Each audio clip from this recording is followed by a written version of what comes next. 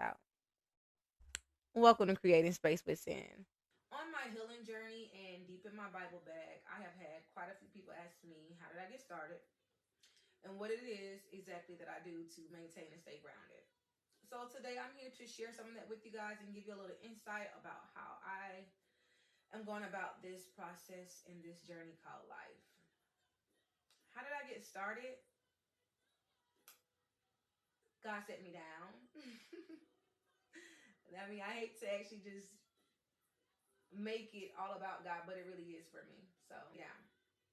He set me down and he put me in a position where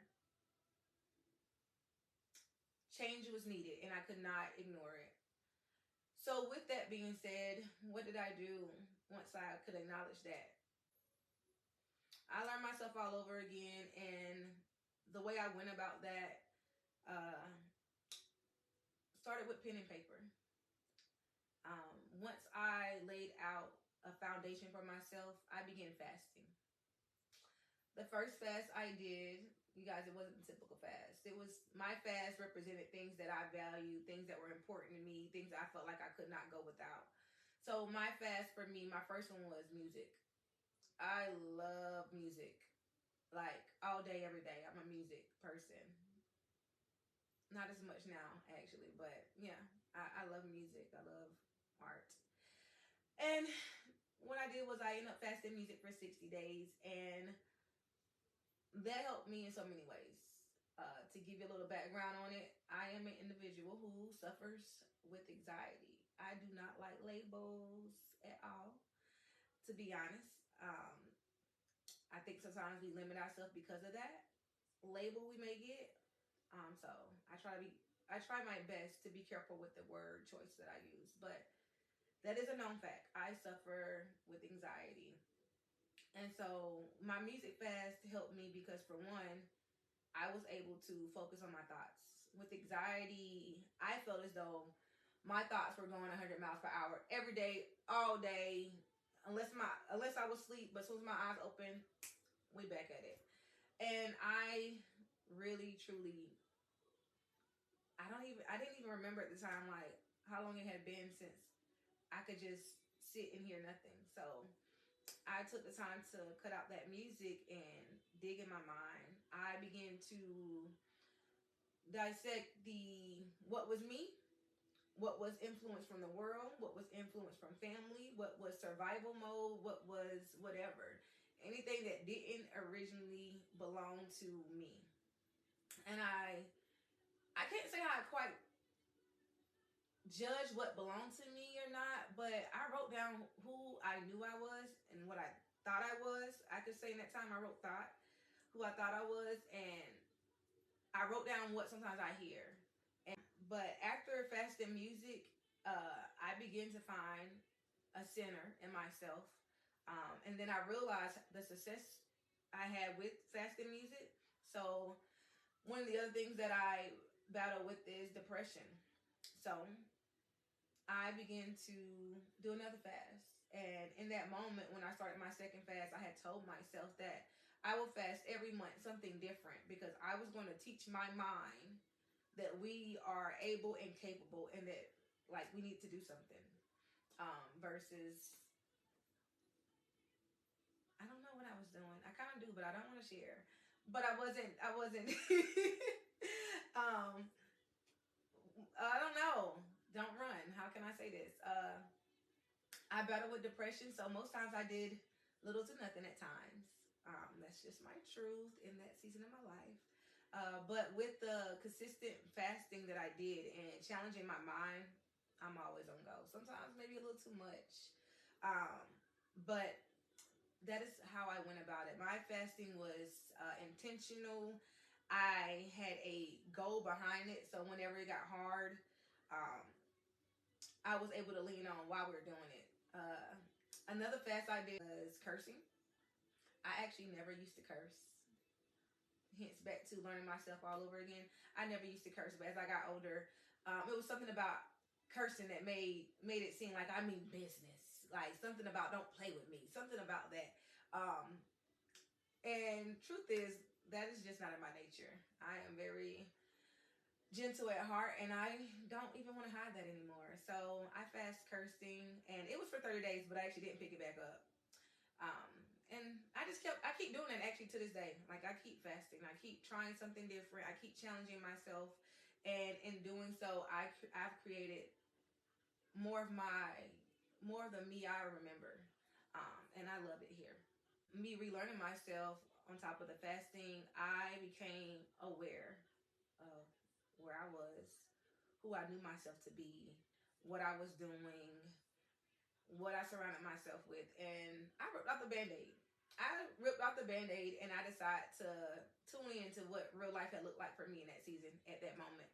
And acknowledging everything wasn't easy, but acknowledging it allowed me to then begin to Google and look up books that worked for me. So, like, one of the first books I read was Attached by Amir Levine, Rachel S.F. Heller.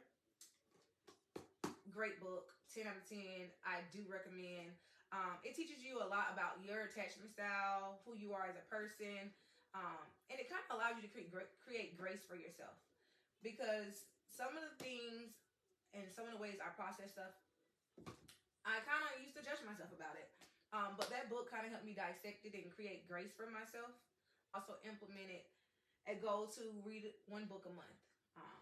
And so Attached was my first one. And then I kept going. Like, I read Healing the Soul of a Woman. 10 out of 10 as well. I do recommend. This lady has so much grace.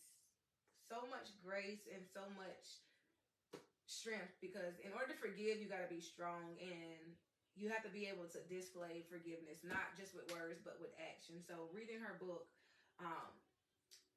created hope for me. Like, I can forgive, I can let go, I can move on. And then this is actually my favorite book, you guys. This is my favorite book. Communicate Your Feelings Without Starting a Fight. I am a communicator. I have always been a communicator. However, I have had so many labels, hence why I do not like labels. I've had so many labels. But when I read this book, I could get why some people thought what they thought. But I acknowledge that sometimes, even though I meant well, like that, I sometimes offended people. And honestly, I've come to know that when you're expressing yourself in the season of hurt or in the season of frustration, and when I say in the season, I mean in that moment, your words sometimes match it. Even if you're trying to, like, I'm a person who likes to resolve the issue at hand. But I can acknowledge that in some seasons I probably should have had wait till the emotions were out of it so I can articulate myself and work towards a solution versus you got me messed up. But yes, so I relearned myself.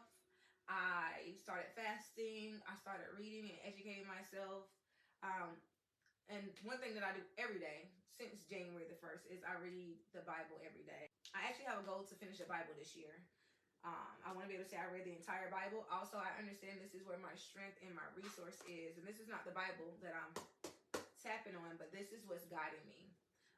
The Bible in 52 weeks, a year-long Bible study for women.